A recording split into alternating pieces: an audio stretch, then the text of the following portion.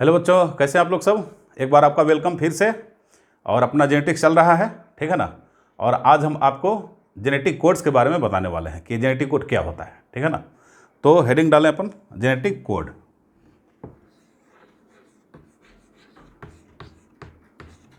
Genetic codes या genetic code, चलो singular ही रहने दो।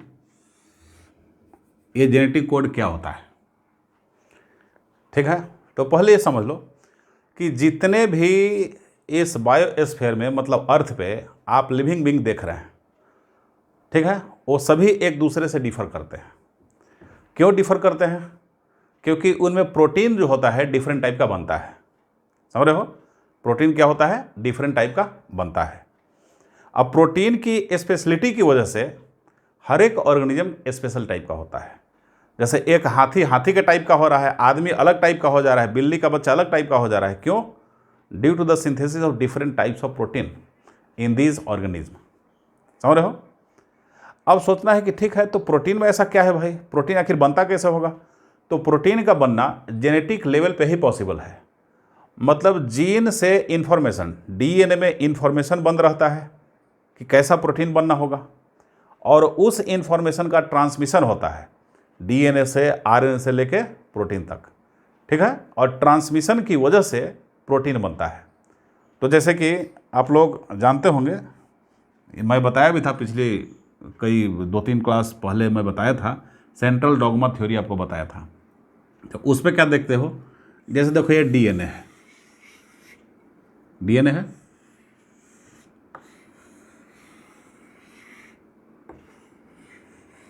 ये डीएनए है। अब इस डीएनए में क्या है मेरे प्यारे बच्चों, यहाँ ये डीएनए अपने स्ट्रैंड पे क्या बनाएगा? एमआरएनए बनाएगा। ध्यान से देखो, ए बनाया एमआरएनए, ठीक, क्या बनाया? एमआरएनए बनाया, ठीक है। अब एमआरएनए के बाद क्या हो जाएगा? एमआरएनए में बेस सीक्वेंस होगा, जाहिर सी बात है, ठीक। इस डीएनए में बेस सीक्वेंस होगा, अंदर में बेसेस होंगे, वो आप लोग ऐसे ऐसे लिख लीजिए कि डीएनए के अंदर में बेसेस हैं। आरएनए पे भी क्या होगा? बेस सीक्वेंस होगा। समझ रहे हो? चलो, ये डीएनए का 5 एंड, ये डीएनए का 3rd एंड मान लो, ठीक है, क्योंकि 5 तो 3rd सब में रहता है। ये आरएनए का 5 एंड, ये 3rd एंड। अब ये जो होगा, ये आरएनए क्या बनवाएगा? प्रोटीन को बनाएगा। अब प्रोटीन क्या होता है? पॉलीपेप्टाइड होता है, मतलब कि एमिनो एसिड का पॉलीमर। देखो, एक ए एमिनो एसिड हो गया, एमिनो एसिड 1, ठीक है, एक हो गया ये एमिनो एसिड 2, एक ये हो गया एमिनो एसिड 3rd, ठीक है। और क्या होगा? एमिनो एसिड 4 हो गया, ठीक। और क्या होगा? एमिनो एसिड 5, इसी तरीके से and so on.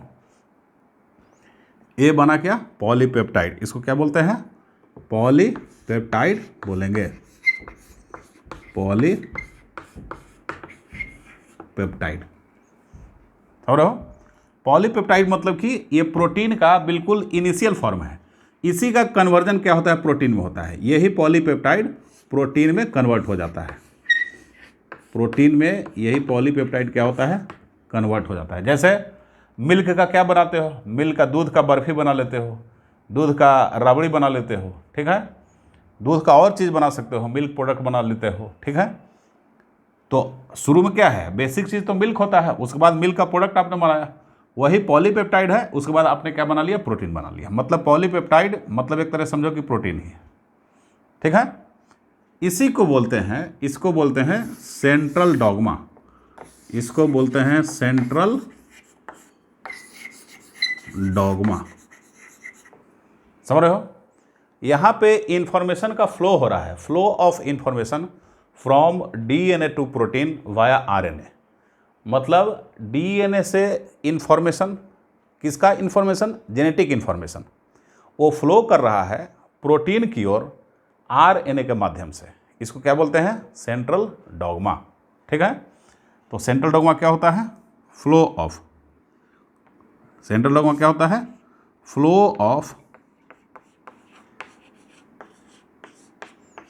Flow of genetic information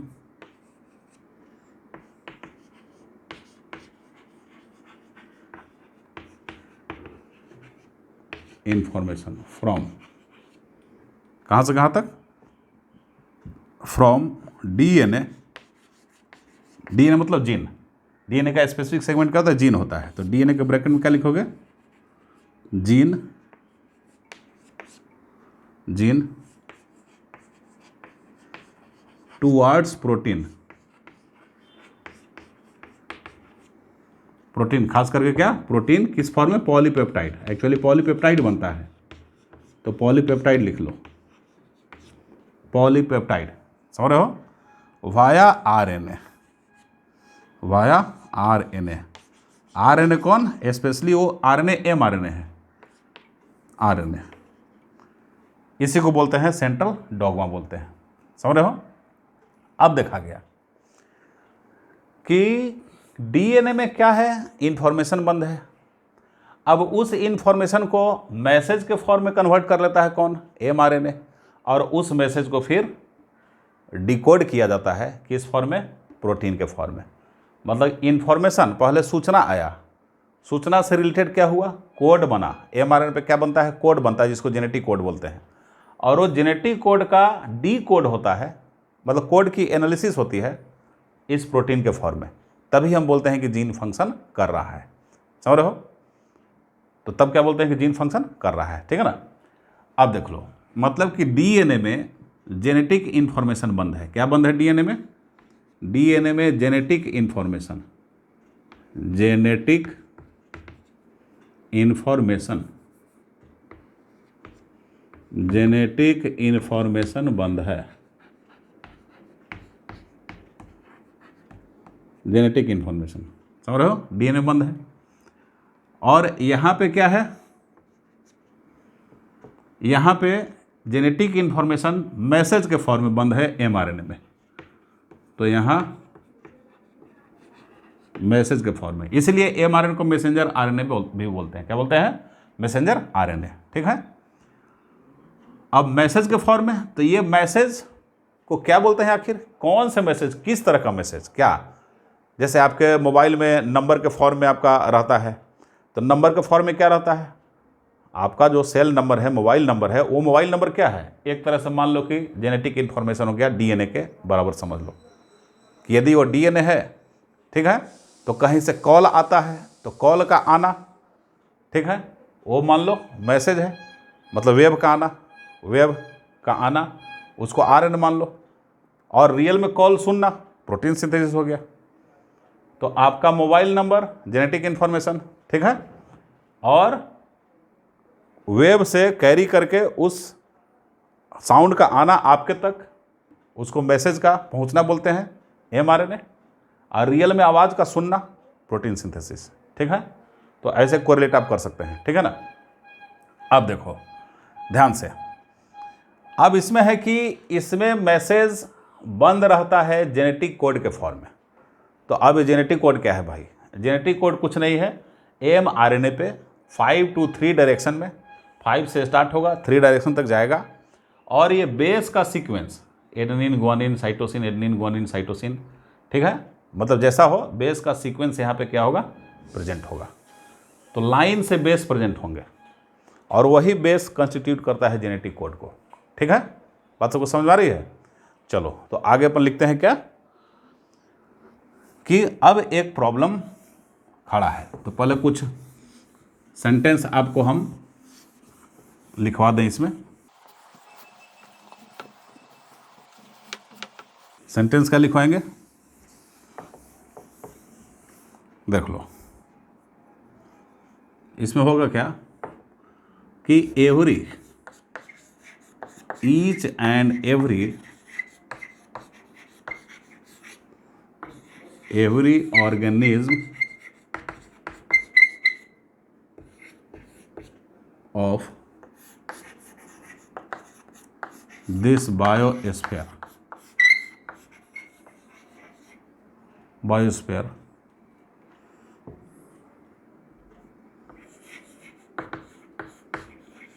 differ from each other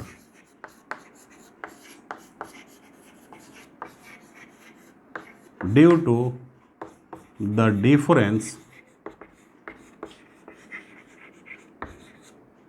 difference in protein, proteins में डिफरेंस की वजह से ऐसा होता है। ठीक है, सभी ऑर्गेनिज्म एक दूसरे से डिफर करते हैं क्योंकि उनमें प्रोटीन अलग अलग है। समझ रहे हो? अब देखो, अब जीन का एक्शन क्या है भाई? ए जीन या ए डीएनए, ए डीएनए मतलब जीन, एक्सप्रेसेस मतलब फंक्शन करता है। कैसे? Expresses itself by synthesizing proteins. समझ रहे हो? प्रोटीन को सिंथेसाइज करके ये करता है। तो प्रोटीन मतलब पॉलीपेप्टाइड बना ले प्रोटीन, या एंजाइम बना ले, एंजाइम भी तो प्रोटीन ही होता है। समझ रहे हो?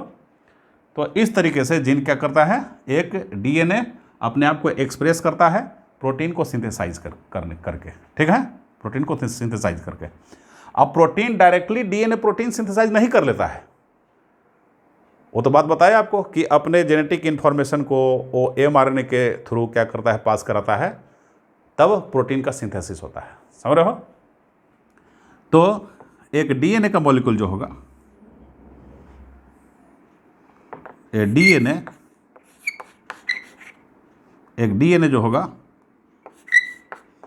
ए डीएनए कैन नॉट सिंथेसाइज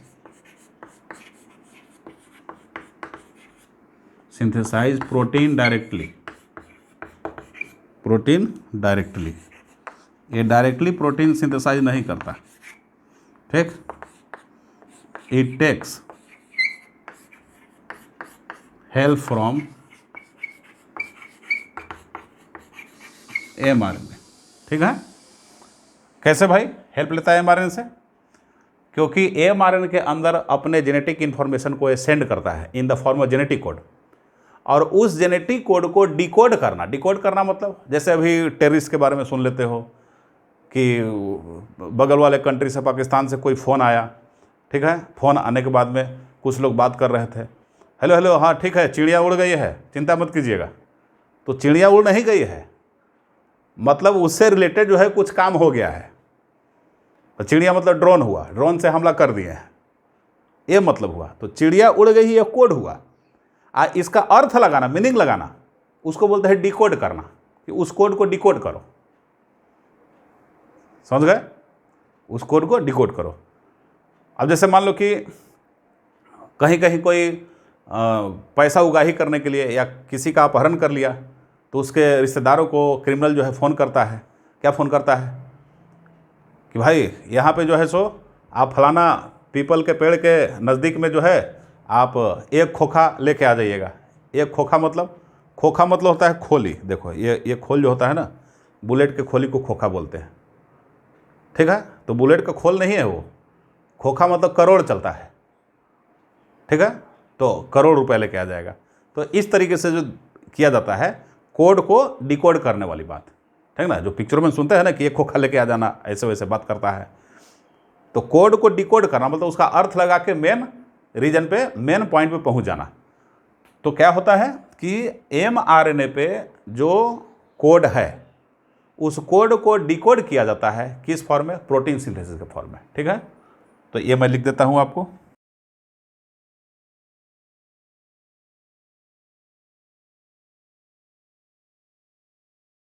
अब आगे क्या है? नेक्स्ट है जेनेटिक इंफॉर्मेशन जो है। ठीक, जेनेटिक इंफॉर्मेशन, ठीक, इज सेंड टू एमआरएनए। समझ रहे हो? in the form of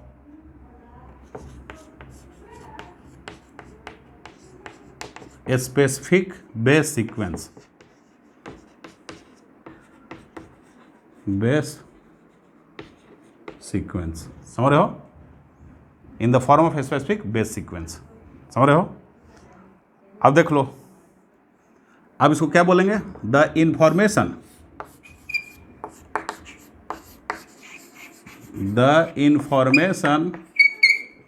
related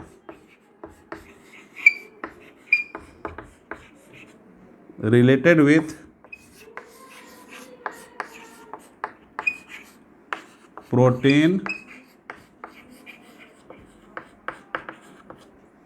the information related with protein synthesis, समझ रहे हो, protein synthesis is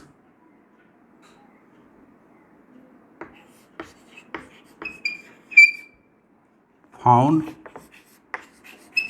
on mRNA, समझ रहे हो,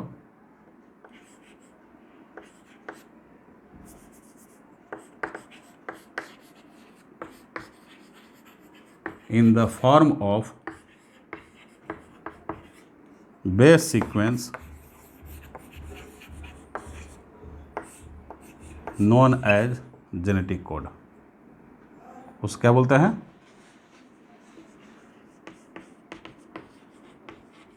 उसको जेनेटिक कोड बोलते हैं। Information related with protein synthesis is found on mRNA in the form of base sequence, ठीक है, या which is called a genetic code, उसको क्या बोलते हैं, जेनेटिक कोड उसको बोलते हैं, समझ रहे हो। मतलब कि डीएनए का इंफॉर्मेशन mRNA पे बेस सीक्वेंस के फॉर्म में। अब देखो, अब प्रॉब्लम, अब क्या प्रॉब्लम है कि एमिनो एसिड होते हैं 20, कितने एमिनो एसिड 20 होते हैं। अब 20 एमिनो एसिड को, ठीक, स्पेसिफाई करने के लिए आपके पास 4 नाइट्रोजिनस बेस है, समझ रहे हो, 4 नाइट्रोजिनस बेस है। तो एक नाइट्रोजिनस बेस यदि एक एमिनो एसिड को स्पेसिफाई करता है, समझ रहे हो, जैसे मान लो कि गुआनिन वैलिन को स्पेसिफाई कर देगा, सपोज करो। एडेनिन, ठीक है, एडेनिन टाइरोसिन को स्पेसिफाई कर देगा, टाइरोसिन एक एमिनो एसिड होता है, समझ रहे हो। और यूरेसिल ग्लूटामिक एसिड को कोड कर देगा, ठीक है। और साइटोसिन जो होगा, सपोज करो कि एडेनिन को कोड, वो जो है सो ग्लाइसिन को कोड कर दिया।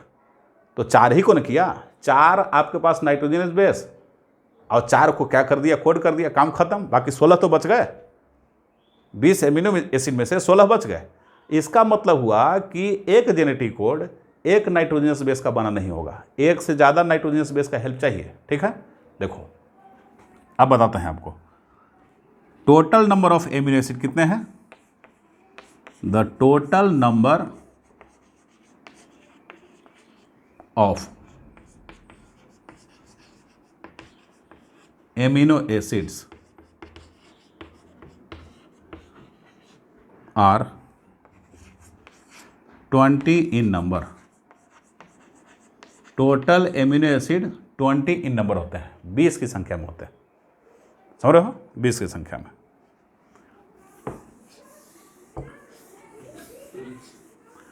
अब देखो, जेनेटिक कोड को डेवलप करने में, ठीक है, जेनेटिक कोड को डेवलप करने में बहुत सारे साइंटिस्टों का दिमाग लगा।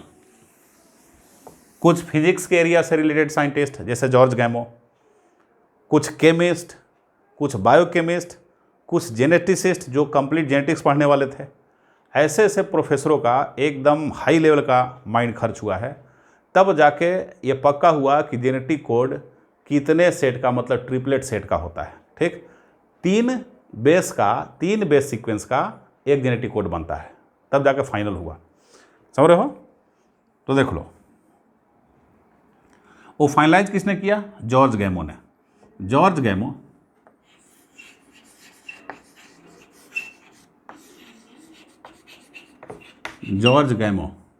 ठीक है, ये आर्ग्यूड किया, मैथमेटिकल आर्गुमेंट दिया इन्होंने, कोई प्रैक्टिकल प्रूफ नहीं। क्या आर्ग्यू किया भाई, फर्स्ट देते हैं, if A genetic code if A genetic code is singlet, यदि एक जेनेटिक कोड क्या होता है, सिंगलेट होता है। सिंगलेट मतलब composed of single base, composed of single base, यदि सिंगल बेस का बना हुआ हो। अच्छा, सिंगल बेस क्यों बोल रहा है? सिंगल बेस मतलब nitrogenous base, single nitrogenous base. ये सिंगल बेस क्यों बोल रहा हूँ? बोले सर पेंटोज शुगर को छोड़ दिया, फॉस्फेट को छोड़ दिया। अरे भाई, पेंटोज शुगर फॉस्फेट सब में तो सेम ही रहेगा राइबोन्यूक्लियोटाइड में। तो जहाँ पे कोई डिफरेंस नहीं है उसको माइनस कर दो, जहाँ डिफरेंस पॉइंट है उसकी कंसीडर करो। वो तो अंडरस्टूड है कि पेंटोज शुगर भी रहेगा और क्या रहेगा, फॉस्फेट भी रहेगा। मतलब कि कहने का मतलब कि खाली बेस मत समझ लेना। जैसे ये mRNA है, तो mRNA पे यहाँ आप बेस सीक्वेंस अरेंज कर रहे हैं। यहाँ बेस क्या है, A है, U है, G है, ठीक है, और G है, GUG है, ऐसा करके है, सपोज करो, ठीक है। फिर GA है, फिर GG और फिर मान लो G है। ये 5 to 3 डायरेक्शन ऐसा है, ठीक है। तो ऐसा यदि है तो अब क्या बोला जा रहा है कि एडेनिन, ये बेस सीक्वेंस, अब इसके साथ जुड़ा हुआ फॉस्फेट और शुगर तो है ही। ए कहने का मतलब ये हुआ, ये जो ए बोला जा रहा है, ए बोलने का मतलब ये है कि ये जो पेंटोज शुगर तो रहेगा ही, ये रहेगा। यहाँ पे एडेनिन लगा हुआ है और यहाँ फॉस्फेट ग्रुप लगा हुआ है, इसलिए आप लोग कंफ्यूज मत कीजिएगा भाई। बेस सीक्वेंस का मतलब कि उसके साथ शुगर और ये फास्फोरस मैं बोल रहा हूँ, आपको समझना है। ए बोलने का मतलब कि सब में तो वही, जैसे यू देख लो, यू को देख लो, तो यू कैसा होगा, इसमें पेंटोज शुगर होगा, यहाँ पे यू कर दिया और यहाँ पे फॉस्फेट ग्रुप। देखो मतलब ये हुआ कि जहाँ डिफरेंस पॉइंट, यू कहने का मतलब देखो यहाँ पे यू है, लेकिन पेंटोज शुगर यहाँ भी है, यहाँ भी है, समझ रहे हो, फॉस्फेट ग्रुप यहाँ भी है, फॉस्फेट ग्रुप यहाँ भी है। तो कहने का मतलब कि जो डिफर कर रहा है बेस सीक्वेंस, इसी बेस सीक्वेंस का नाम लिया जा रहा है, समझ रहे हो। उसके साथ आपको समझना है कि रियल में वो राइबोन्यूक्लियोटाइड ही है, ऐसा नहीं कि खाली बेस सीक्वेंस ही है। ये बैकबोन जो लाइन देख रहे हो उसमें क्या है, फॉस्फेट ग्रुप और शुगर प्रेजेंट है, ठीक है। लेकिन डिफरेंस चूंकि रह रहा है नाइट्रोजिनस बेस में, तो नाइट्रोजिनस बेस के बारे में बताया जा रहा है आपको। तो जहाँ जहाँ यू बोलेंगे अपने आप आपको समझना है कि पेंटोज शुगर और फॉस्फेट की भी बात साथ ही साथ हो रही है, ठीक है, ये समझना है। चलो अब देखो ध्यान से,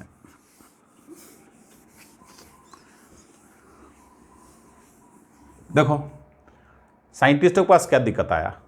पहला ये बोलते हैं कि अब ये ठीक है, बेस सीक्वेंस mRNA पे लगा हुआ तो है, ये क्या है, ये mRNA है, mRNA पे बेस सीक्वेंस लगा तो है, बहुत अच्छी बात है कि बेस सीक्वेंस लगा है।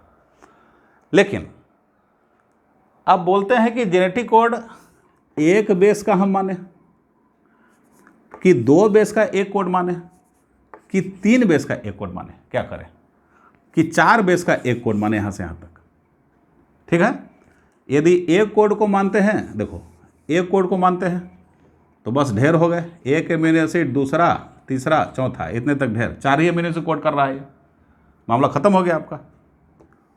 तो इस हिसाब से क्या है जेनेटिक कोड के बारे में, देखो पहली बार जॉर्ज गैमो आर्ग्यू पेश कर रहे हैं कि यदि ये सिंगलेट होता, तो सिंगलेट होता तो मतलब क्या हुआ कि एडिनिन कोई एक एमिनो एसिड बनाता, पहला एमिनो एसिड, और गुआनिन जो होता वो दूसरे टाइप का एमिनो एसिड बनाता, और साइटोसिन जो होगा वो 3rd टाइप का एमिनो एसिड बना लेगा, समझ रहे हो, और यूरेसिल जो होगा वो 4th टाइप का एमिनो एसिड बना लेगा। बस बाकी 16, क्योंकि 20 होता है ना टोटल, तो मतलब सिंगलेट कोडोन यदि होगा तो 4 ही को क्या कर पाएगा, स्पेसिफाई कर पाएगा वो, बाकी 16 छूट जाएंगे, ठीक है।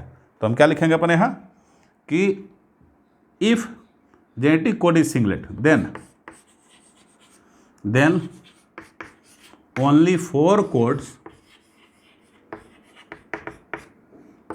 will be made and these specify, ये स्पेसिफाई करेंगे, specify only 4 amino acid 4 amino acids को स्पेसिफाई करेंगे, ठीक है। दिस स्पेसिफाई 4 एमिनो एसिड्स, तो क्या हो जाएंगे, बट 16 वुड बी लेफ्ट, 16 क्या हो जाते, छूट जाते, हो रहे हो। इसलिए सिंगलेट कोडॉन नहीं हो सकता है, therefore singlet codon is not possible. क्या लिख लोगे, लिख लो कहीं, यहाँ मैं लिख दे रहा हूँ, देयरफॉर यहाँ लिख दे रहा हूँ, देयरफॉर सिंगलेट कोडॉन, इसके बाद आप लोग लिखिएगा singlet codon is not possible, क्योंकि ये पूरी तरीके से एफिशिएंट नहीं साबित हो पा रहा है। चलो, मतलब सिंगलेट कोड तो खत्म हो गई बात। अब क्या, if A genetic code is duplet, ठीक। तो सिंगलेट कोड के बारे में कैसे आपने निकाला, सिंगलेट के बारे में निकाला 4 का पावर 1 इक्वल टू 4, ऐसे। यदि एक जेनेटिक कोड क्या होता, डुप्लेट होता, तो क्या होता, उसको देख लेते हैं। देखो आगे चलते हैं, सेकेंड आर्गुमेंट पेश करते हैं। If A genetic code would be duplet, समझ रहे हो।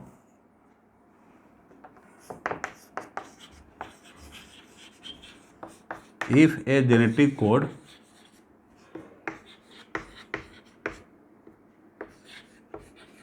वुड बी डुप्लेट, ये डुप्लेट होता तो क्या होता, ठीक है। मतलब डुप्लेट का मतलब क्या हुआ कि 2 बेस का एक जेनेटिक कोड बना होता, ठीक है। मतलब कि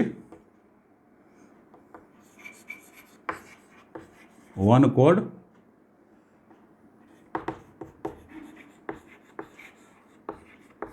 is made up of 2 bases. यदि एक कोड 2 बेस का बना होता तो देखो क्या होता, ये हो जाता 4 का पावर 2, मतलब 16 हो जाता। अभी भी देखो ये इनएफिशिएंट है, ठीक है, अभी भी इनएफिशिएंट है। क्यों इनएफिशिएंट है भाई, इनएफिशिएंट इसलिए है क्योंकि अब तो ये 16 एमिनो एसिड को ही क्या कर पाएगा, स्पेसिफाई कर पाएगा, लेकिन 4 फिर भी लेफ्ट हो जाएंगे क्योंकि टोटल एमिनो एसिड 20 होते हैं, समझ रहे हो। तो ओनली ये कौन कौन से कोड होते हैं देख लो, एक टेबुलेटेड फॉर्म में आप इसको दिखा सकते हैं। 4 हो गया, 1 हो गया, 2 हो गया, 3 और 4 हो गया, ठीक। UCAG, देखो ध्यान से, इधर भी क्या लिखोगे, UCAG, ठीक। देखो U ये 5 डायरेक्शन और ये 3 डायरेक्शन। क्यों, जेनेटिक कोड हमेशा 5 to 3 ही पढ़ा जाता है, ये ट्रेडिशन है। तो 5th इंड पे U, 3rd इंड पे U, तो क्या होगा, U हो जाएगा, और फिर क्या हो जाएगा, UC हो जाएगा, UA हो जाएगा, UG हो जाएगा, C और U, तो देखो CU कर दो, C और C तो CC हो जाएगा, ठीक है, CC हो जाएगा। और क्या होगा, C और A, तो ये CA हो जाएगा, बता नहीं समझ में, ठीक है। और ये C और G, ये CG, छत्तीसगढ़ मत समझ लेना। A और U, AU, AC क्या होगा, AC, AA, तो A और A और G, तो क्या होगा, AG, ठीक है। G और U, तो क्या होगा, GU, GC, देखो GC, GA, GA और GG, ये देख लो। तो 16 कोड बने, लेकिन 60 कोड भी काफ़ी नहीं है क्योंकि 4 बच ही जा रहे हैं, तो ये भी इनएफिशिएंट साबित हो जाएगा, ठीक है। So it would be also inefficient, क्या लिखेंगे, it would be inefficient also,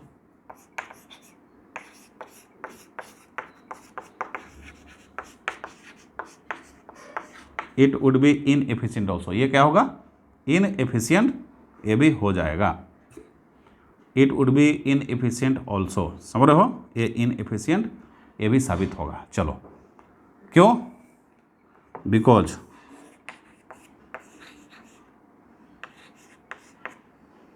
because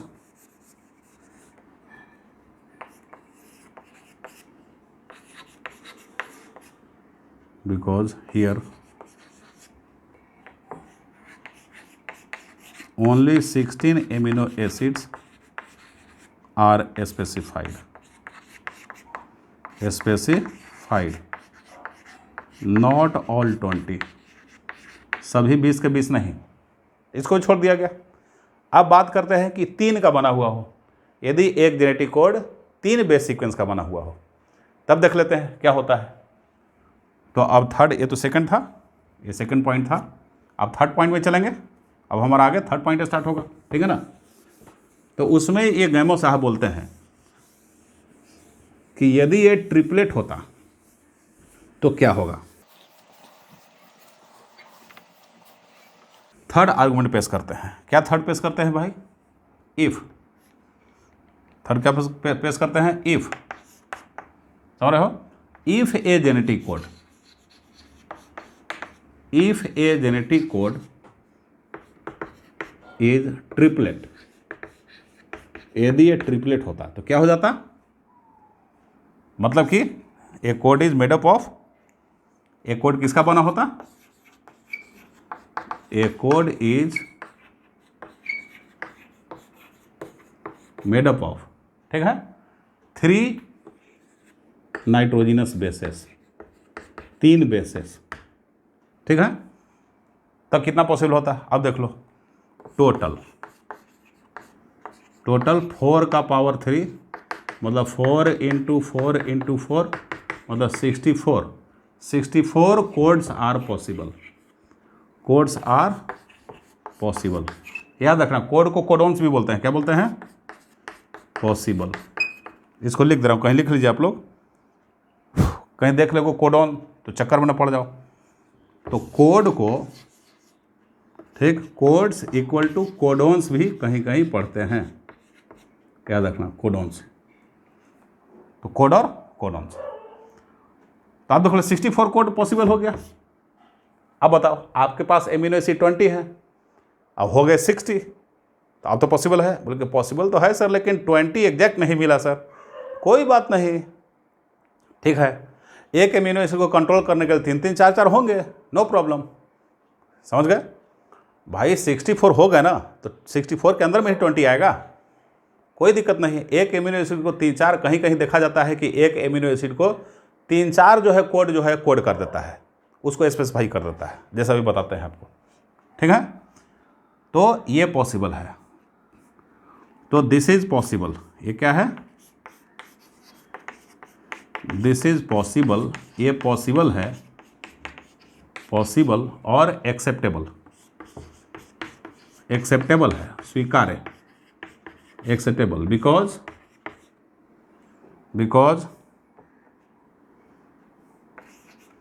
all the amino acids, जितने भी एमिनो एसिड हैं 20, all the 20 amino acids are specified. सारे 20 एमिनो एसिड क्या हो जाएंगे? स्पेसिफाइड हो जाएंगे यहाँ पे, ठीक है। तो इसको बोलते हैं क्या? कि ये ट्रिपलेट कोड होगा, ठीक। अब जैसे देखो, अभी बात बोले तुमको, क्या बोले कि सर 20 एमिनो एसिड और 64 कोडोन है, नो प्रॉब्लम। जैसे बात कर लेते हैं, एक एमिनो एसिड देखो, ग्लूटामिक एसिड होता है। क्या होता है? ग्लूटामिक एसिड, ठीक है ना, ग्लूटामिक एसिड होता है। देख लो ध्यान से, ठीक है। या वैलिन मान लो, एक एमिनो क्या होता है? वैलिन होता है। तो वैलिन के लिए क्या है भाई? GUG, एक जेनेटिक कोड, वैलिन। देखो ये वैलिन को स्पेसिफाई कर रहा है। अब GUG के बाद में दूसरा जेनेटिक कोड जो है GUC है, वो भी इसी को स्पेसिफाई कर रहा है। और थर्ड है GUA, ये भी इसी को स्पेसिफाई कर रहा है, ठीक है। और फिर है GUC, ये भी इसी को स्पेसिफाई कर रहा है, वैलिन को ही। किसको कर रहा है? वायलिन को।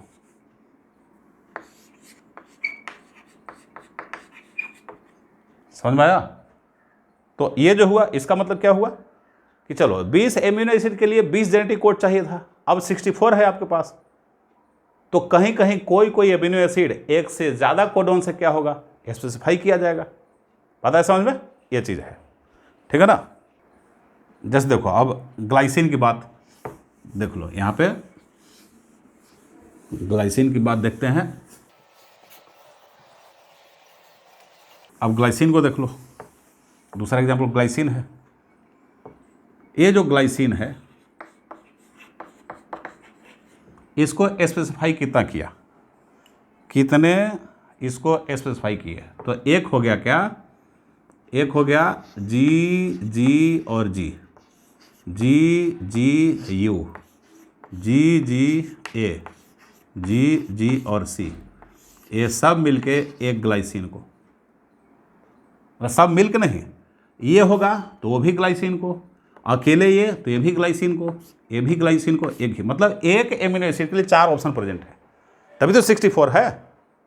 तो सबको समझ में आ गया होगा बात? चलो बहुत अच्छी बात है। अब देखो, अब बात आई कि भाई ये तो थियोरेटिकल हो गया, अब प्रैक्टिकल प्रूफ मिले तब तो जॉर्ज गैमो साहब कहते हैं कि genetic code should be triplet, लेकिन शुड बी से काम नहीं चलेगा। अब वहाँ पे एश्योरेंस चाहिए कि एग्जैक्टली ट्रिपलेट होगा कि नहीं होगा, तो प्रैक्टिकल प्रूफ चाहिए, ठीक है। तो जॉर्ज गैमो क्या बोलते हैं, जॉर्ज गैमो बोलते हैं therefore A genetic code should be triplet, should be triplet, ये गैमो साहब का कहना है, समझ रहे हो।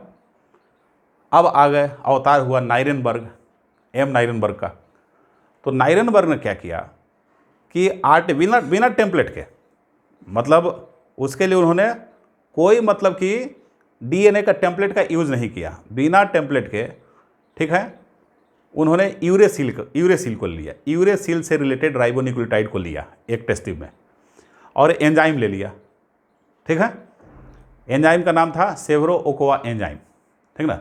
जॉर्ज गैमो, ओकोवा, नाइरेनबर्ग, फिर क्रिक हुआ, क्रिक के बाद में एच.जी. खुराना, ये 5 साइंटिस्ट एकदम डायरेक्ट जेनेटिक कोड से रिलेटेड है। ये पूछा भी जाएगा, मैं बता दे रहा हूँ आपको, ठीक है, बता दूंगा। तो वो यूरेसिल को क्या किया उन्होंने, यूरेसिल से रिलेटेड राइबोन्यूक्लियोटाइड को उन्होंने एक टेस्ट ट्यूब में लिया और एंजाइम को लिया, अब बिना डीएनए के टेम्पलेट के, क्योंकि आरएनए तो डीएनए के टेम्पलेट पर बनता है, विदाउट डीएनए उन्होंने क्या किया, आरएनए का सिंथेसिस किया। तो पॉली यू आरएनए आया, उस आरएनए में you you you you you present था, 5 to 3 डायरेक्शन, समझ रहे हो। और देखा गया, एमिनो एसिड को डाला गया, देखा गया कौन सा वो एमिनो एसिड को पॉलीमराइज करता है, तो वो पॉलीमराइज किया फिनाइल एलानिन को, ठीक है। कैसे कैसे करता है देख लेते हैं। तो प्रैक्टिकल एविडेंस किसने दिया, प्रैक्टिकल एविडेंस, पहले उस चीज़ को देख लो, क्योंकि वहाँ से आपको क्वेश्चन यदि आ जाएगा तो लिखना होगा कि जॉर्ज गैमो, ठीक है, और ओकोवा, एम नाइरेनबर्ग और हरगोविंद एच.जी. खुराना, ठीक है, और क्रिक, वाटसन क्रिक वाला क्रिक, ये सभी रिलेटेड है किससे, जेनेटिक कोड से। जेनेटिक कोड को एक्सप्लोर करने में इन्होंने काफ़ी हेल्प किया, ये जेनेटिक कोड से रिलेटेड है, जेनेटिक कोड, जिसमें ये साइंटिस्ट जो हैं ये फिजिक्स के लेक्चरर थे, फिजिक्स वाले, समझ रहे हो, दूर दूर से केमिस्ट्री से रिलेशन उनको है। तो जॉर्ज गैमो ने आर्ग्यू किया, क्या आर्ग्यू किया भाई, वो तो बताया। अब प्रैक्टिकल प्रूफ की बात है, प्रैक्टिकल प्रूफ क्या है, देखो बारी आती है एम नाइरेनबर्ग की, किसकी बारी आती है, एम नाइरेनबर्ग की, ठीक है। तो क्या होगा यहाँ, M Nirenberg M Nirenberg, M नाइरेनबर्ग।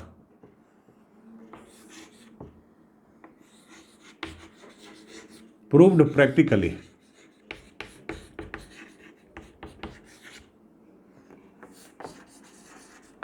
that a genetic code is triplet, a genetic code is triplet, एक जेनेटिक कोड ट्रिपलेट होता है, प्रूफ किया। कैसे प्रूफ किया भाई, देखो ध्यान से। अब ये ले लिया, एक टेस्ट ट्यूब इन्होंने लिया, टेस्ट ट्यूब में क्या किया, यू मतलब कि यूरेसिल, यूरेसिल से रिलेटेड राइबोन्यूक्लियोटाइड लिया, क्योंकि मैं बता चुका हूँ यू मतलब इसके साथ समझना है आपको क्या कि राइबोज शुगर भी होगा और फॉस्फेट भी होगा, मतलब राइबोन्यूक्लियोटाइड ले रहे हैं। तो यू यू यू यू ये देखो ले लिया, और इसमें क्या हुआ, इसमें एमिनो एसिड को भी डाल दिया, जितने भी 20 टाइप के एमिनो सबको डाला इसमें एमिनो एसिड को भी डाला, ठीक है। तो इसमें एमिनो एसिड को भी डाल दिया, और इसमें एक एंजाइम डाला, उस एंजाइम का नाम क्या था, Severo Ochoa, OCHO, Ochoa enzyme, इसको बोलते हैं पॉलीन्यूक्लियोटाइड फॉस्फोराइलेज, फॉस्फोराइलेज एंजाइम था, पॉलीन्यूक्लियोटाइड फॉस्फोराइलेज एंजाइम। अब इसका देखा गया कि ये कैसा पॉलीमराइजेशन किया, तो इसमें वो देखते क्या है कि ये बन गया आपका यू का, ये देखो 1 2 3 4 5 6 7 8 9 10 11 12, ये यू वाला पॉली यू का क्या बन गया, mRNA बन गया, you you you you you you you you you you you you, artificially बना डाला mRNA को। अब इसे बनाया, अब देखा कि कौन से, चूंकि एमिनो एसिड भी डाला गया है, तो कौन से एमिनो एसिड को गाइड किया इसने, स्पेसिफाई किया या जोड़ा, ठीक है। तो एमिनो एसिड को जिसको जोड़ा, जिस एमिनो एसिड को, वो एमिनो एसिड क्या था भाई, देखो ध्यान से, ये अपने स्ट्रैंड के ऊपर एमिनो एसिड को जोड़ा, 1 2 3 4 5 6 7 8 9 10 11 12, ये देखो यू यू यू है, यू क्या है, यू है, यू है, you you you you you you you you you you. अब देख लो, अब जोड़ने के बाद क्या हुआ, ये कोड किया फिनाइल एलानिन को, ये देख लो PHE phenyl alanine, PHE phenyl alanine, PHE phenyl alanine, ठीक है, और PHE फिनाइल एलानिन, इतने को। अब देख लो बताओ, तो एक फिनाइल एलानिन पे कितना पड़ा, एक फिनाइल एलानिन पे 3 ही यू यू यू पड़े ना, इस पे भी 3 ही पड़े यू यू यू, इस पे भी 3 ही पड़े, थोड़ा इसको और अलग अलग लिख देते हैं, PHE, ठीक है, और यहाँ भी PHE, ये देख लो ऐसा हुआ, मतलब कि एक यू यू पे ये PHE जो पड़ रहा है इतने पड़े, मतलब 3 यू यू यू पे एक phenyl alanine, 3 you you you पे एक फिनाइल एलानिन, 3 यू पे एक फिनाइल, 3 पे एक फिनाइल।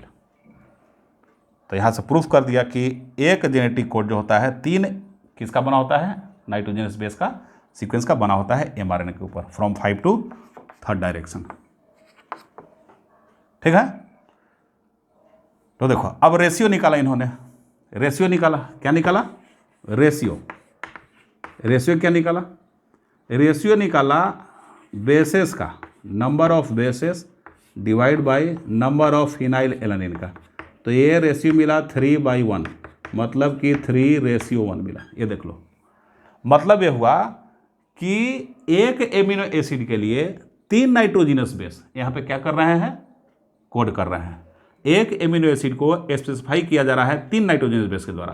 तो ये प्रूफ मिल गया क्या प्रैक्टिकल एविडेंस मिल रहा है that A genetic code is exactly of 3 nitrogenous bases. कोई दिक्कत? कोई दिक्कत नहीं। चलो बच्चों आगे चलते हैं, आगे चलते हैं। तो इसको कुछ वर्ड में लिख लो, है ना, वर्ड में लिख लेंगे तब ना काम बनेगा। तो वर्ड में क्या लिखेंगे? M नाइरेनबर्ग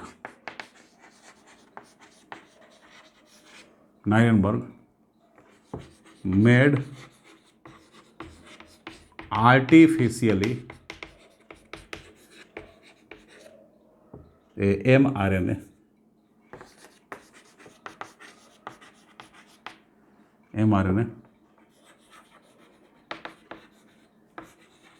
which had poly-U bases, poly-U nitrogenous base था, यूरेसिल वाला, ठीक है, U बेसिस, बाई यूजिंग क्या यूज करके? बाई यूजिंग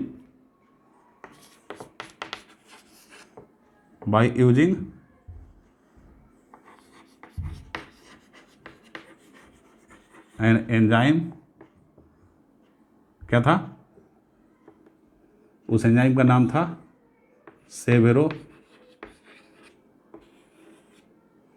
सेवेरो-ओकोआ एंजाइम, समझ रहे हो? This poly-U RNA mRNA coded for phenyl alanine. किसको? फिनाइल एलानिन को कोड किया। समझ रहे हो? फिनाइल एलानिन क्या किया? कोड किया, coded for phenylalanine. Finally क्या किया? He obtained ratio of bases and amino acid क्या नाम था? फिनाइल एलानिन उसका। इट वॉज 3:1 ऐसा था। अब यहाँ पे प्रूफ करते हैं। therefore he proved that a genetic code is triplet। क्या होता है? वो ट्रिपलेट होता है, वो प्रूफ करते हैं। समझ रहे हो? जब ट्रिपलेट होता है, अब जेनेटिक कोड, ये जो 64 जेनेटिक कोड है, इसको आप लोग बनाएंगे कैसे? सिंपल तरीका बनाने का, बिल्कुल सिंपल तरीका है। देखो कैसे बनाते हैं। इसको बनाने के लिए मेरे प्यारे बच्चों क्या करो,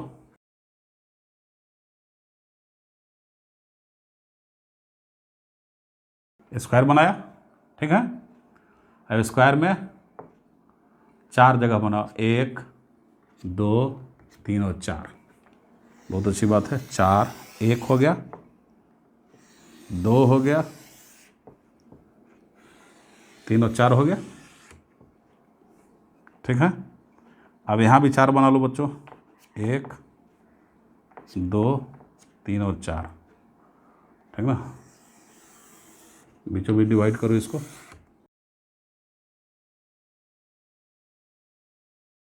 अब इधर वाला जो होगा, चूंकि लिखने का कन्वेंशनल ट्रेंड क्या है? 5 to 3rd, तो इधर mRNA का 5th एंड, इधर क्या हो जाएगा? 5th एंड, मतलब कि ये नीचे की तरफ 5th एंड, ये क्या हो जाएगा? 3rd एंड, ठीक है। ये बीच वाला। अब देखो यहाँ क्या रखो? यहाँ रखो UCAG। यहाँ भी क्या रखोगे? UCA और G, ठीक।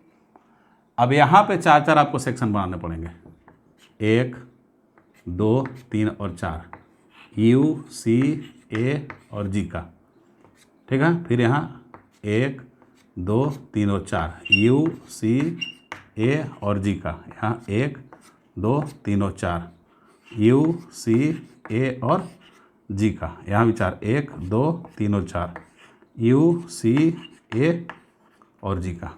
ऐसे बनाओ। अब ऐसे बनाओ, सिंपल सी बात है। अब 5 to 3 पढ़ो, ये फर्स्ट पोजीशन पे, ये वाला सेकंड पोजीशन पे, ये वाला थर्ड पोजीशन पे। कैसे? यू यू और यहाँ का एक यू है, तो क्या बनेगा? You you you you you you. ये किसको कोड करता है?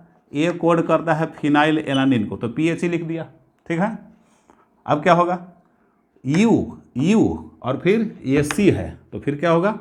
You you see. ये भी फिनाइल एलानिन को ही कोड करता है, समझ रहे हो? फिनाइल। अब क्या है? यू यू और फिर ए है, तो यू यू ए है, ये किसी दूसरे को कोड करता है। फिर यू यू और जी है, तो यू यू और जी कर लेंगे। मतलब देखो ध्यान से, यू और यू सब में सेम है, you you you you you you you you. अंतर क्या है? यू सी ए जी ऐसे बैठा देना है, वहाँ देखने की जरूरत भी नहीं है। ठीक है। चलो अब देखते हैं, इसको देखते हैं। यू सी, देखो यू सी है, तो अब सब में क्या होगा? शुरू वाला दोनों सब में सेम है, तो यहाँ भी क्या होगा? यू सी, यहाँ भी यू सी, यहाँ भी यू सी। अब यहाँ पे क्या होगा? यू सी ए और जी, 4 कोड यहाँ बन गया। ये देख लो ध्यान से, समझ रहे हो? अब क्या होगा? यू और ये ए है, यू ए और ये वाला यू, तो यू ए तो सब में सेम होगा, U A U A U A U A. अब यहाँ जोड़ दो, क्या? यू सी ए और जी, यू सी ए जी। ठीक है। अब देखो यू और जी, यू जी सब में सेम रहेगा, U G U G U G U G, यहाँ पे यू सी ए जी। तो ऐसे आप क्या कर सकते हैं? सबको बना सकते हैं। ठीक है। चलो इसको जरा लेते हैं। ये क्या है? जी यू यू क्या है? देखो जी यू हो गया, जी है और ये यू है, तो सब में जी यू होगा, जी यू और फिर जी यू। अब क्या होगा? यू सी ए जी। ठीक। ये चारों एक ही अमीनो एसिड वैलिन को कोड करता है, याद रखना, VAL। इसकी बात कर लेते हैं। जी और क्या? जी है, तो जी कर दिया, जी, तो सब में जी और जी और जी। ठीक है। और जी के बाद क्या हो जाएगा? यू सी ए जी। समझ रहे हो? देख लो एकदम आराम से देखो। ठीक है। अब ये किसको कोड करेगा? ग्लाइसिन को, GLY ग्लाइसिन को कोड करता है। तो ऐसे आप लोग का होमवर्क है, ये आप लोग खुद कर सकते हैं। ठीक है। ये NCERT में दिया हुआ है, इसको आप लोग देख लीजिएगा। ठीक है। तो प्रैक्टिकल प्रूफ ये 64 एमिनो एसिड का ऐसा टेबलेटेड फॉर्म दिया गया है। ठीक है ना, आप लोग खुद से कर सकते हैं, कोई दिक्कत नहीं। चलो आगे चलते हैं बच्चों, आगे चलते हैं कि अब आपको हम देखो ध्यान से, अब आपको हम एक ऐसा क्लास वर्क दे दें हाइपोथेटिकल कि चलो इसका एमिनो एसिड क्या होगा बताओ, जब प्रोटीन सिंथेसिस होगा तो कैसा पॉलीपेप्टाइड बनेगा बताओ। हमने दे दिया एक mRNA बनाया, ये देखो ध्यान से, ये एक mRNA बना रहा हूँ मैं, mRNA। ठीक है। अब mRNA पे क्या है कि अब बेस सीक्वेंस दिया, ये 5 डायरेक्शन है, ये क्या है? 3rd डायरेक्शन है। बेस सीक्वेंस है A U G। ठीक है। फिर है G U G और फिर क्या है? U U U U U U। ठीक है। U U U और फिर क्या हो जाएगा? U U U के बाद U U C। ठीक है। U U C के बाद क्या हो जाएगा? अब हो जाएगा यहाँ U A और A। ये देखो क्या बनेगा? AUG जो है ये कोड करता है, ध्यान से, AUG क्या कोड करेगा? इसको भी रहने दो, ज़रूरत पड़े उसको बताएंगे, समझने के ख्याल पहले आपको समझाना है, मेन पर्पस ये है। AUG कोड कर रहा है, अब तो ट्रिपलेट कोड हो गया, एक कोड, दूसरा कोड, तीसरा कोड और चौथा कोड। तो अब जान जाएंगे कि जो हमारा प्रोटीन बनेगा वो 4 पॉलीपेप्टाइड का होगा, मतलब 4 एमिनो एसिड का होगा। पॉलीपेप्टाइड बनेगा 4 एमिनो एसिड के द्वारा, ठीक है। तो इससे एक एमिनो एसिड बना, उस एमिनो एसिड का क्या नाम है AUG का? वैलिन नाम है, VAL, वैलिन, ठीक है। सॉरी, मिथियोनिन, वैलिन नहीं, मिथियोनिन, MET, मिथियोनिन, इसका नाम क्या है? MET, मिथियोनिन है। और जी देखो, GUG क्या है? GUG वैलिन है, तो GUG क्या बनाएगा? ये बनाएगा वैलिन, ये देखो, ये VAL वैलिन बना दिया। U क्या बनाएगा भाई? U देख लो ध्यान से, U phenyl alanine, phenyl alanine, ठीक है। और UC देखो, UC एक बार फिर फिनाइल एलानिन, देखो ये पॉलीपेप्टाइड तैयार है आपके, पता नहीं समझ में? तो इस तरीके से बनेगा। बल्कि AUG कहीं नहीं दिख रहा है सर, होगा 64 में से कोई होगा, AUG कोड करता है मिथियोनिन को, याद रखना। तो ऐसे ऐसे एमिनो एसिड क्या करेगा? वो बनाएगा। तो ये ट्रिपलेट प्रूफ आपको मिल गया, ठीक है। अब क्या होते हैं, जेनेटिक कोड्स के कुछ कैरेक्टर होते हैं, कैरेक्टरिस्टिक, समझ गए? वो क्या क्या कैरेक्टरिस्टिक होते हैं भाई, देख लेते हैं एक बार।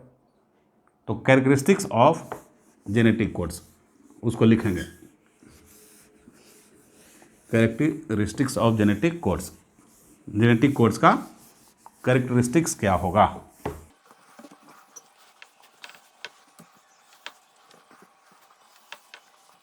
कैरेक्टरिस्टिक्स ऑफ जेनेटिक कोड, देखो ध्यान से,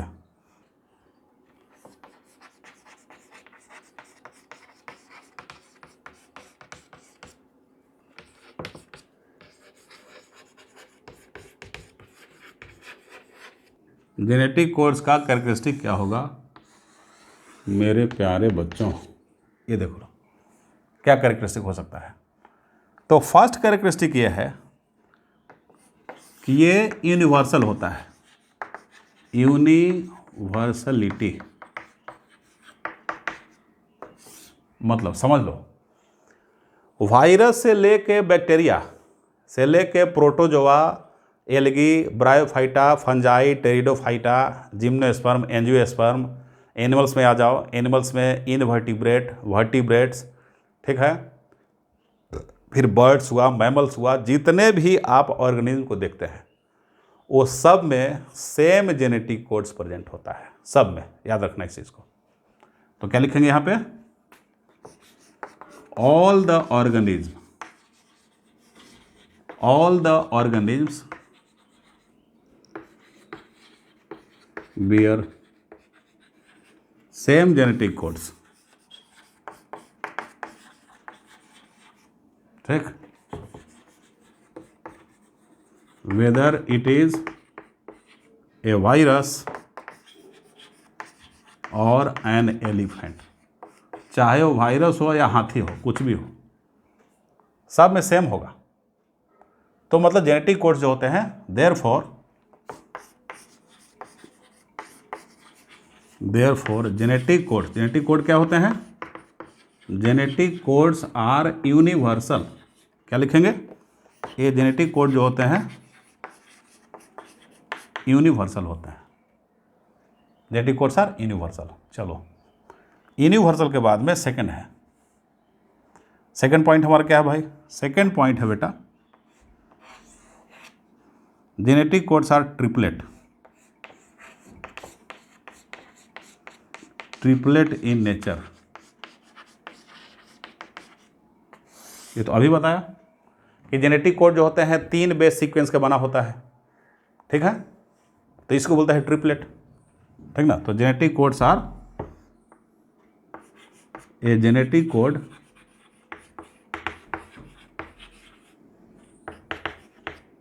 is composed of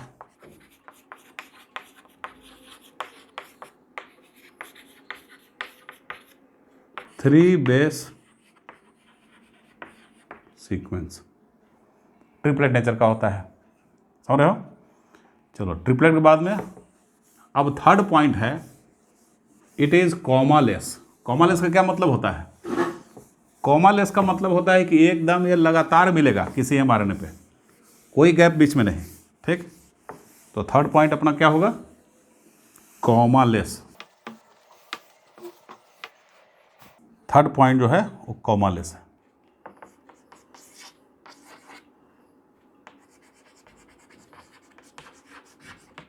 कॉमालेस मतलब समझो, कॉमालेस का क्या मतलब होता है? कॉमालेस का मतलब है कि एक जेनेटिक कोड के बाद में जस्ट दूसरा स्टार्ट होगा, उसके बाद फिर तीसरा स्टार्ट होगा। ऐसा नहीं कि एक जेनेटिक कोड उसके बाद एक आध दो नाइट्रोजनस बेस ऐसे ही फालतू का पड़ा हुआ है, फिर तीसरा जेनेटिक कोड स्टार्ट हो रहा है, उसके बाद फिर एक दो नाइट्रोजनस बेस फालतू का पड़ा हुआ है, फिर चौथा स्टार्ट हो रहा है। ऐसा नहीं होता, ठीक।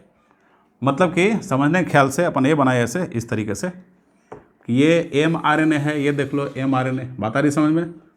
mRNA यदि है बच्चों, mRNA देख लो ध्यान से, तो इस mRNA पे क्या देख रहे हो? यहाँ जो जेनेटिक कोड है मान लो कि AUG है, AUG, ठीक। अब यहाँ पे U प्रेजेंट है। अब मान लिया यहाँ की एक गैप हो गया, एक यहाँ पे C मिल गया, तो जेनेटिक कोड तो अपना ये है और ये जेनेटिक कोड है, बीच में C क्या कर रहा है? ऐसा नहीं होता, ठीक है, ऐसा नहीं होता। यदि ऐसा होगा तो C को भी इंक्लूड करना पड़ेगा। तो कोई एमिनो एसिड का कोई यहाँ पे नाइट्रोजन बेस का गैप नहीं रहेगा। बात आ रहा है समझ में? अब पता लगे कि यहाँ पे यहाँ के बाद में फिर ये रहे, यहाँ के बाद A और A दो का गैप हो गया और फिर यहाँ पे GU और G डाल दिया, तो GUG तो एक जेनेटिक कोड होता है जो वायलिन को कोड करता है। ये क्या हुआ भाई? ये दो तो ऐसे पड़ा हुआ है, किसी को कोड नहीं कर रहा है ये, ठीक है। तो ये भी नहीं होगा। यदि होता तो बोलते कि ये गैप है। गैप है मतलब कि कॉमा प्रेजेंट है। मतलब कैसे जेनेटिक कोड मिलेगा? मिलेगा कैसा? मिलेगा इस तरीके से, ध्यान से। यदि AUG है, AUG देखो AUG हुआ, इसके जस्ट बाद दूसरा स्टार्ट हो जाएगा U, दूसरा U और U, ये स्टार्ट हो गया। इसके जस्ट बाद तीसरा GUG स्टार्ट हो गया, ठीक। GUG, AUG, UUU, GUG, ये थर्ड क्या हो गया? स्टार्ट हो गया मेरे प्यारे बच्चों। ये देखो, मतलब एक जेनेटिक कोड के बाद दूसरा और दूसरे के जस्ट बाद तीसरा लगातार प्रेजेंट है, इसको बोलते हैं कॉमालेस, ठीक है, कॉमालेस। तो कैसे लिखेंगे सेंटेंस में? Means there is no any gap of base between genetic codes, समझ रहे हो? They are found in continuous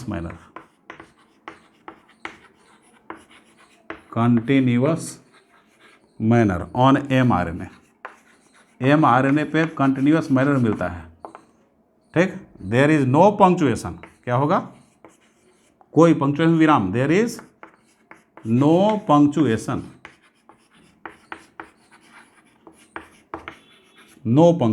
ठीक है, there is no punctuation between genetic codes. Genetic codes के बीच में कोई पंक्चुएशन नहीं है, ठीक है। तो ये कॉमालेस होता है। थर्ड पॉइंट हो गया हमारा, ठीक है। थर्ड पॉइंट के बाद क्या होगा? फोर्थ में चलेंगे। फोर्थ में है कि जेनेटिक कोड डीजेनरेसी शो करता है। डीजेनरेसी का देखो, अब नया टर्म आया डीजेनरेसी। तो डीजेनरेसी का क्या मतलब होगा भाई? डीजेनरेसी का मतलब, इसका मतलब होता है, पहले लिख लेते हैं फोर्थ पॉइंट, ठीक है ना। फोर्थ पॉइंट, डीजेनरेसी,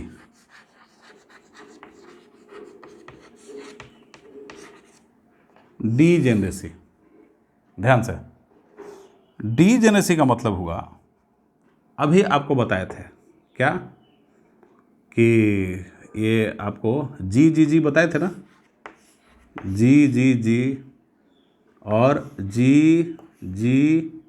यू, जी सी, जी और ए भी कोड किसको करता है? ग्लाइसिन को, ठीक है। किसको कोड करता है? ग्लाइसिन को कोड करता है। ये भी किसको कोड करेगा? ग्लाइसिन को। ये भी ग्लाइसिन को, ये भी ग्लाइसिन को, ठीक। तो इससे बेहतर है कि मैं ऐसे ही लिख दें कि ये सभी जो होता है एक ही एमिनो एसिड को कोड करता है, उसका नाम है glycine. Means when one amino acid is specified by more than one genetic codes, then this phenomenon is known as degeneracy. समझ रहे हो? तो one amino acid is specified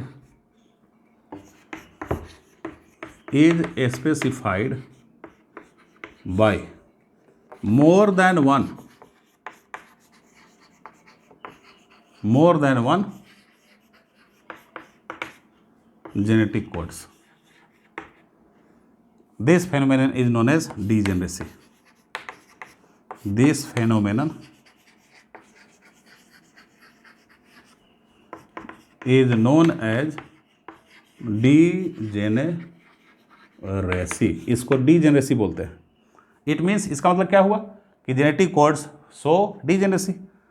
Therefore क्या बोलेंगे? जेनेटिक कोड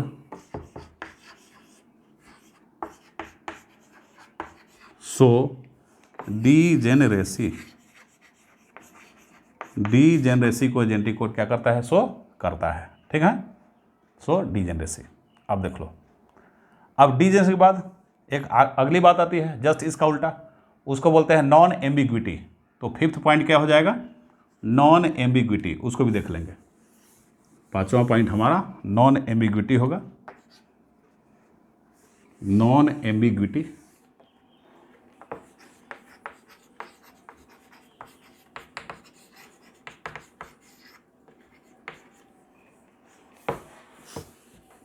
नॉन एम्बिग्विटी इसका मतलब क्या हुआ कि कोई भी दो एमिनो एसिड एक जेनेटिक कोड के द्वारा स्पेसिफाई नहीं किया जाएगा। याद रखना ध्यान से। मतलब एक एमिनो एसिड एक एमिनो एसिड के लिए बहुत सारा जेनेटिक कोड चलेगा। समझ रहे हो? बहुत सारा जेनेटिक कोड चलेगा, लेकिन बहुत सारे एमिनो एसिड के लिए एक जेनेटिक कोड नहीं चलेगा।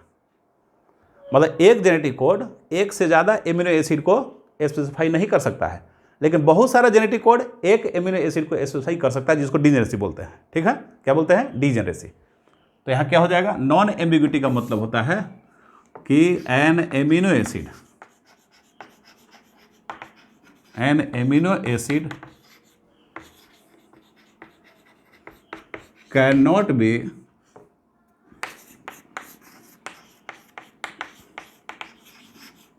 cannot be specified by, ठीक है,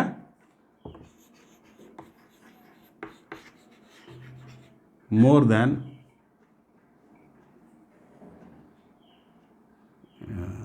सॉरी यहाँ पे क्या होगा, ऐसे लिखेंगे a genetic code cannot specify more than one amino acid. एक से ज़्यादा एमिनो एसिड को स्पेसिफाई नहीं वो कर सकता है एक जेनेटिक कोड। मतलब देख लो, ध्यान से एकदम देखो, क्या है कि यहाँ पे एक जेनेटिक कोड है, अब एक जेनेटिक कोड जो है, एक एमिनो एसिड को, एमिनो एसिड नंबर 1, और फिर दूसरे एमिनो एसिड को, एमिनो एसिड नंबर 2, और ये तीसरे एमिनो एसिड को, ठीक। ये क्या है? ये जेनेटिक कोड है। ये क्या है? Genetic code. जी कोड लिख दे रहे हैं, जेनेटिक कोड। ऐसा नहीं हो सकता है, और ऐसा ना होने को ही बोलते हैं नॉन एम्बिग्विटी, ठीक है। लेकिन ऐसा हो सकता है कि बहुत सारा जेनेटिक कोड है, लो, और क्या किया, एक ही एमिनो एसिड को क्या किया, ये स्पेसिफाई कर दिया। अभी पिछले वाले केस में देखें, इसी को तो डीजेनेसी बोलते थे। ये सब जी कोड्स हैं, ये जेनेटिक कोड्स हैं एक एमिनो एसिड को, इसी को तो बोलते हैं डीजेनेरेसी, पूरे प्रोसेस को डीजेनेरेसी इसको तो बोलते थे, ठीक है। इसको बोलते हैं डीजेनेरेसी। चलो, तो नॉन एम्बिग्विटी हो गया। 6 नंबर का पॉइंट क्या होगा? नॉन एम्बिग्विटी के बाद 6 नंबर का पॉइंट आता है collinear, collinearity. 6 number is collinearity. देखो ध्यान से, 6 नंबर कोलिनियरिटी। ये क्या होता है भाई collinearity?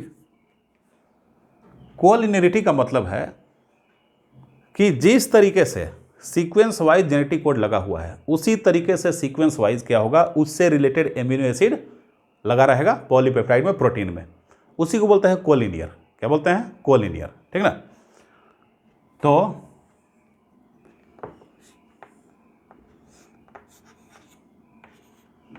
The sequence of genetic code, genetic codes decide the sequence of amino acid in polypeptide। Polypeptide में एमिनो एसिड का सीक्वेंस डिसाइड करेगा, ठीक है। मीन्स ए पॉलीपेप्टाइड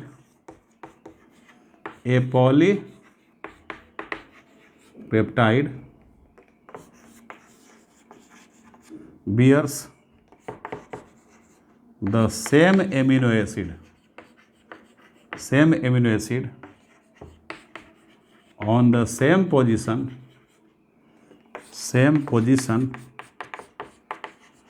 ठीक, that is possessed by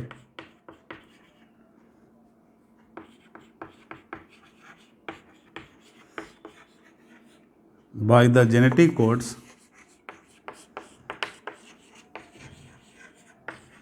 on mRNA। इसको बोलते हैं क्या? कोलिनियरिटी। समझ गए? जैसे कहने का मतलब कि mRNA पे ध्यान से, ये देखो mRNA पे यू प्रेजेंट है और पहले पोजीशन पे है, तो पहले पोजीशन पे पॉलीपेप्टाइड में क्या होगा? फिनाइल एलानिन होगा, याद रखना। यहाँ पे है तो उसी पोजीशन पे फिनाइल एलानिन मिलेगा, क्योंकि यहाँ ये है तो यहाँ पे ये होगा। यदि सेकेंड पोजीशन पे जी प्रेजेंट है, सपोज करो जी प्रेजेंट है, तो क्या होगा? सेकेंड पोजीशन पे क्या होगा? वायलिन प्रेजेंट होगा, ऐसा। तो जो पोजीशन जेनेटिक कोड का है, उसी वही पोजीशन उससे रिलेटेड एमिनो एसिड का है। समझ गए? तो इस तरीके से क्या होगा? चेन आपका आगे बढ़ेगा। इसी को बोलते हैं कोलिनियरिटी, ठीक है। चलो, कोलिनियरिटी हुआ। अब 7th नंबर है मेरे प्यारे बच्चों, कोलिनियरिटी के बाद में आता है कुछ कोडोन नॉनसेंस भी होते हैं, nonsense codon. 7th number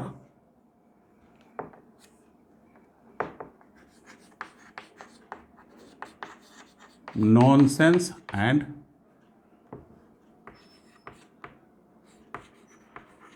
start codons. तो सम क्या लिखेंगे? सम जेनेटिक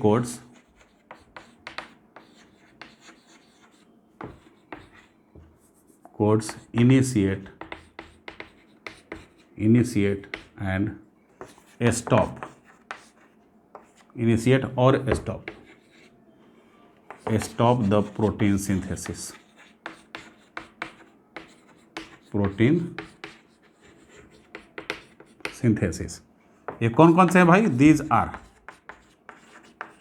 ये कौन कौन से हैं जो इनिशिएट करता है?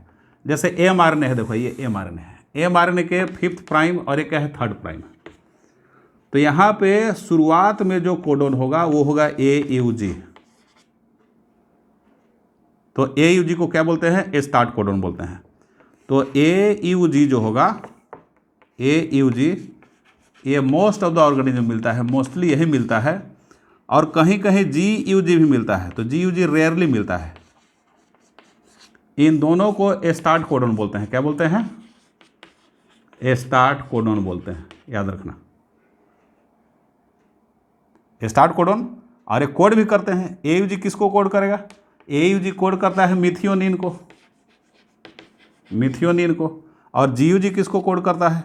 एवाइलिन को कोड करता है, स्पेसिफाई करता है। समझ गए? अब बीच में क्या होगा? बीच में और जेनेटिक कोड मिलेंगे।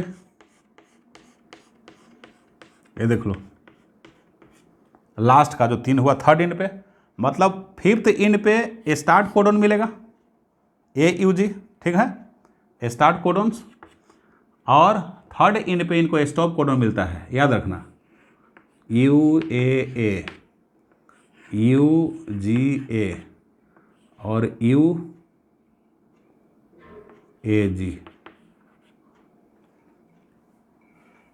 UAA ऐसे याद रखेंगे, UAA तो फिर UA रहेगा ही, और UAG और UGA, U तीनों में रहेगा।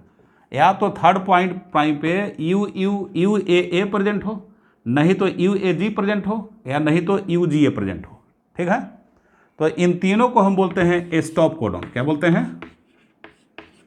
स्टॉप कोडोन्स बोलते हैं इन तीनों को, स्टॉप कोडोन्स। स्टॉप कोडोन्स का क्या मतलब होता है भाई? They do not code for any amino acid, वो किसी एमिनो एसिड को कोड नहीं करता। तो क्या किस लिए प्रेजेंट है वहाँ? प्रोटीन सिंथेसिस बना, तो क्या कंटिन्यूसली प्रोटीन सिंथेसिस बनता ही रहेगा कि स्टॉप करेगा कभी न कभी? तो प्रोटीन सिंथेसिस को स्टॉप कराने का काम वो करता है, ठीक है। इसीलिए इनका नाम स्टॉप कोडोन है। और चूंकि किसी भी एमिनो एसिड को कोड नहीं करते हैं, स्पेसिफाई नहीं करते हैं, इसलिए बोलते हैं कि इसमें सेंस नहीं है, नॉनसेंस टाइप का है, ठीक है। तो क्या हो गया? स्टॉप कोडोन्स, और इसी को नॉनसेंस कोडोन बोलते हैं। क्या बोलते हैं? और nonsense codon, nonsense codons, stop codons और नॉनसेंस कोडोन्स बोलते हैं। कोडोन्स को कोड्स भी बोलते हैं, स्टॉप कोड्स भी बोल सकते हो। कोडोन्स और कोड्स बात बराबर है। पहले बोले थे ना कि कोड्स इक्वल टू कोडोन्स, तो आप लोग कंफ्यूज मत कीजिएगा, कोडोन्स और कोड दोनों सेम है, ठीक है। तो इस तरीके से स्टॉप कोडोन होते हैं, नॉनसेंस कोडोन होते हैं। याद करने का तरीका, उआ, उआग, उगा, उआ UAA उआ, उआग UA वही रहेगा, जी रहेगा, उआग, ठीक है। उगा UGA, मतलब उआ रहेगा, UAG रहेगा, AG को यहाँ पे चेंज कर दो, पलट दो, तो UGA हो गया। देखो UAA उआ, ठीक है। अब U के बाद A रहेगा और G रहेगा, उआ जी, बुआ जी, याद रखना, उआ जी। AG को यहाँ पे तीसरे में चेंज कर देना, G को इधर, A को उधर, तो UGA हो जाएगा। तो ये स्टॉप कोडोन का काम करते हैं, ठीक है, स्टॉप कोडोन। चलो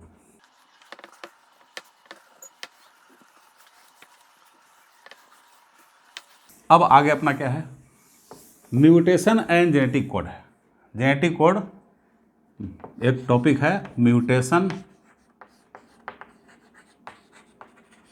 and genetic code. Genetic code ध्यान से अब देख लो, जेनेटिक कोड में कहीं भी बेस सीक्वेंस में चेंज आया, इसका मतलब कि यो गड़बड़ी कहाँ है? DNA में गड़बड़ी है, तब तो mRNA में गड़बड़ी आया। वो वैसा कम्प्लीमेंट्री बेस DNA में डिस्टर्ब होगा कहीं, तो जीन लेवल पर गड़बड़ी आ गई। तो जेनेटिक कोड में डिस्टर्बेंस आने का मतलब है कि जीन में डिस्टर्बेंस। इसका मतलब क्या है? जब जीन डिस्टर्ब हो गया तो क्या होगा, म्यूटेशन आएगा, सिंपल सी बात है। म्यूटेशन में क्या क्या आता है भाई, एक शॉर्टली बता दे रहे हैं, कैंसर देख रहे हो ना, वो म्यूटेशन का ही कॉज होता है। म्यूटेशन के बहुत सारे इफेक्ट होते हैं, मैं पिछले क्लास में बता चुका हूँ जेनेटिक्स फर्स्ट वाले में, ठीक है। तो अब यहाँ पे देखना है कि इसका मतलब है कि म्यूटेशन कॉज होता है बेस सीक्वेंस जो जेनेटिक कोड में जो होता है, जेनेटिक कोड में चेंजिंग आने की वजह से। और जेनेटिक कोड में चेंज आ गया, इसका मतलब कि डीएनए में चेंज है, ठीक है। तो हम कोरिलेट कर सकते हैं, mutation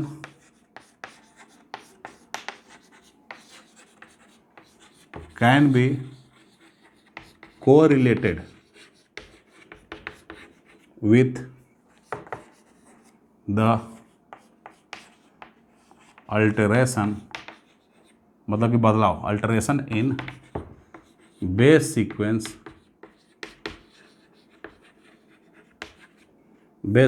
on mRNA, that is change in genetic code, change in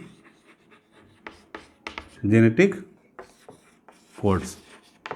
अब देखो एनसीईआरटी ने एक बहुत बढ़िया एग्जाम्पल दिया है, इसके लिए समझाया है कि कैसे चेंज हो सकते हैं। जैसे उसने लिखा है राम, क्या लिखा है, RAM, Ram has red cap. अब देखो 3-3 के सेट में है, मान लो कि ये तीनों जेनेटिक कोड है, 3-3 के सेट में है, तो भाई ये नॉर्मल एमिनो एसिड बना रहे हैं, क्या बना रहे हैं, नॉर्मल एमिनो एसिड बनाएगा।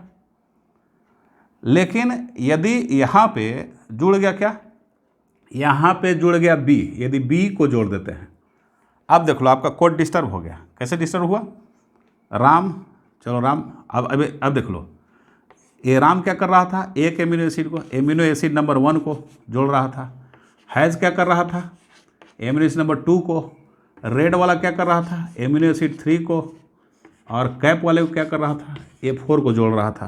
तो ये जोड़ के क्या बन रहा था, पॉलीपेप्टाइड बन रहा था। लेकिन अब B को आने की वजह से अब क्या हो जाएगा, अब आपका कुछ ऐसा होगा, राम, ये तो वही रहेगा, राम, हैज़ भी वही रहेगा। अब यहाँ से हो जाएगा BRE, ये देखो 3-3 के सेट में चल रहे हैं, क्योंकि जेनेटिक कोड क्या होता है, ट्रिपलेट होता है। तो अब देखो BRE हो गया, ठीक है। अब B को कैपिटल लिख लो, ये पीला से लिख लेते हैं दूसरे कलर से ताकि आपको समझ में आए, BRE और DCA। अब देखो DCA और फिर P अलग, ये P अलग। देख लो, ये तो एमिनो एसिड नंबर 1, ठीक, नंबर 1 मैच कर रहा है, यहाँ कोई चेंज नहीं है। हैज़ नंबर 2, देखो ये नंबर 2 को जोड़ दिया, यहाँ भी कोई चेंज नहीं है। लेकिन RED जो था वो किसको जोड़ता था, RED नंबर 3 को जोड़ता था, लेकिन अब यहाँ पे BRE है, तो अब क्या जोड़ेगा, ये एमिनो एसिड नंबर 5 को जोड़ेगा। अभी अलग तरह का, न थर्ड को जोड़ेगा न फोर्थ को जोड़ेगा, क्योंकि थर्ड के लिए तो RED चाहिए, फोर्थ के लिए CA भी चाहिए। अब DCA हुआ तो DCA जो है ये एमिनो एसिड 6 को जोड़ लेगा, और P किसी को नहीं जोड़ेगा क्योंकि वो तो सिंगलेट हो गया, क्योंकि 3 कोड जो होता है एक एमिनो एसिड को स्पेसिफाई करता है। तो देख लो, तो यहाँ पे जो पॉलीपेप्टाइड बना था, यहाँ पे PP लिख दे रहे हैं, पॉलीपेप्टाइड, और ये जो PP बना, पॉलीपेप्टाइड बना, ठीक। दोनों पॉलीपेप्टाइड में जमीन आसमान का अंतर है। ये नॉर्मल पॉलीपेप्टाइड बना और यहाँ पे एबनॉर्मल बन गया, 1, 2, 5, 6 वाले एमिनो एसिड का। तो अब तो क्या करेगा, ये तो चेंज कर ही देगा, म्यूटेशन कर ही देगा, क्योंकि कैरेक्टर जो होता है पॉलीपेप्टाइड ही देता है। तो नॉर्मल पॉलीपेप्टाइड मतलब नॉर्मल कैरेक्टर, यहाँ एबनॉर्मल पॉलीपेप्टाइड बनाया, क्यों, क्योंकि एबनॉर्मल आ गया बेस सीक्वेंस, क्योंकि एबनॉर्मल डीएनए होगा, ठीक है। तो एबनॉर्मल पॉलीपेप्टाइड बन रहा है, तो म्यूटेशन कॉज करेगा।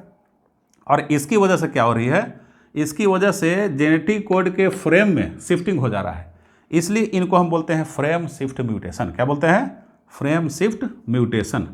तो इसी का नाम है frame shift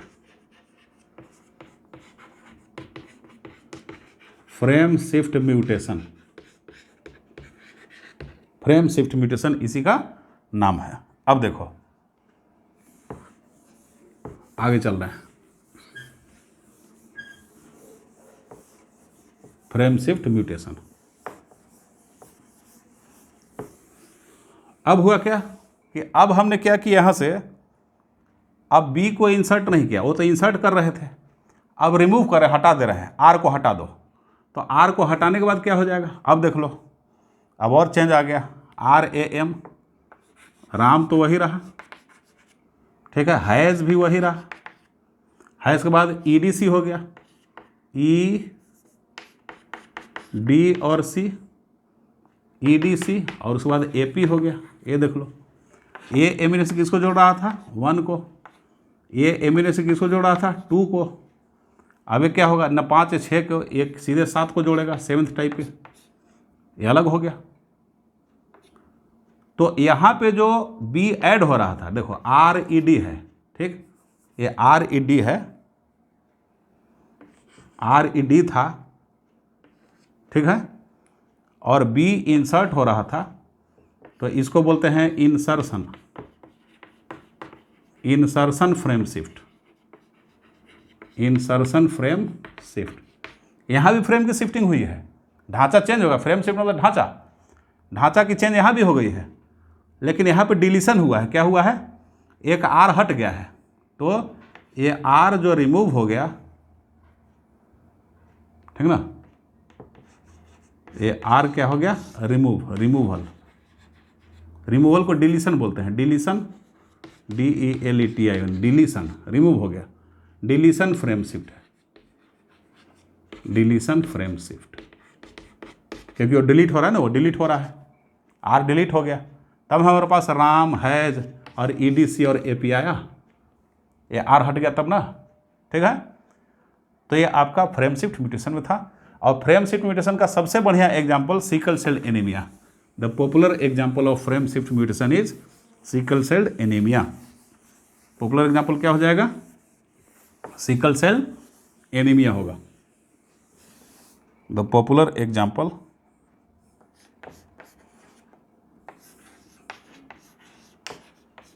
the popular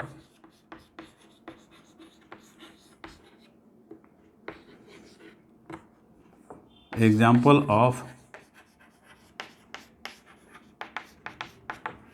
frame shift mutation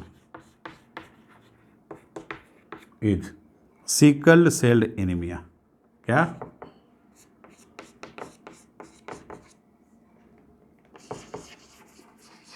sickle cell anaemia. ये शुरुआत वाले चैप्टर में पढ़ा चुका हूँ, वहाँ देखना क्या बताया था, वहाँ बताया था कि ग्लूटामिक एसिड, ग्लूटामेट याद रखना, जैसे जेनेटिक कोड है, ये जेनेटिक कोड है, जेनेटिक कोड ऐसा ऐसा होते होते होते होते होते होते इस जेनेटिक कोड में क्या है, यहाँ पे ये देख लो, G, A और G है, ये प्रेजेंट है। ये जब रहेगा तो नॉर्मल क्या आ जाएगा, एमिनो एसिड चेन जुड़ते जुड़ते जुड़ते जुड़ते यहाँ पे जो आएगा, यहाँ पे आ जाएगा GLU, GLU मतलब glutamic acid, GLU glutamic acid का, उसके बाद और अपना रहेगा जुड़ा हुआ, क्योंकि GAG codes for glutamic acid. तो ये नॉर्मल आरबीसी क्या होगा, ये नॉर्मल आरबीसी के लिए है, एकदम नॉर्मल ब्लड, नॉर्मल आरबीसी, कोई दिक्कत नहीं। लेकिन बताए थे आपको ग्लूटामिक एसिड, अब इसी ग्लूटामिक एसिड को कहीं कहीं ग्लूटामेट, एनसीईआरटी में ग्लूटामेट लिखा हुआ, क्या लिखा हुआ है, ग्लूटामेट, तो याद रखना ग्लूटामिक एसिड और ग्लूटामेट दोनों बराबर ही होता है, बस अंतर क्या है, ये आयन है निगेटिव आयन, ये न्यूट्रल है, कोई चार्ज नहीं है, क्यों, ये एसिड होता है, COOH ग्रुप है, और यहाँ पे H+ को छोड़ दिया तो कार्बोक्सिलेट आयन CO- बन गया, H+ को छोड़ दिया गया है यहाँ पे, इसलिए ग्लूटामेट इसको बोलते हैं।